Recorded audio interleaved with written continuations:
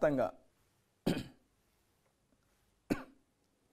జగన్పై కేసుల వివరాలన్నీ ఇవ్వండి, ఏ కోర్టులో ఏమేం కేసులు ఉన్నాయో తెలపండి, విచారణ ఏ దశలో ఉందో పట్టికగా అందించండి. 2 వారాల్లో సమగ్ర అఫిడవిట్లు దాఖలు చేయండి. దర్యాప్తు సంస్థలకు సుప్రీంకోర్టు ఆదేశం. కేసుల విచారణలో జాప్యంపై అసహనం.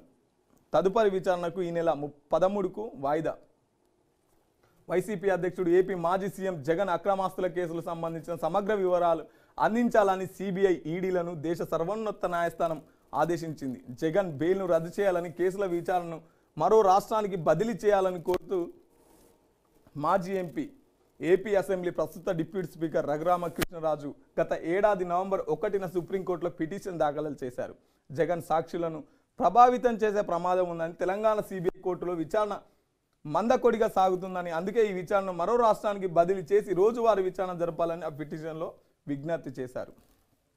సుప్రీంకోర్టు జగన్ మీద ఏమేం కేసులు ఉన్నాయి, అవి ఏ దశలో ఉన్నాయి మొత్తం అందించాలని చెప్పేసి చెప్తుంది.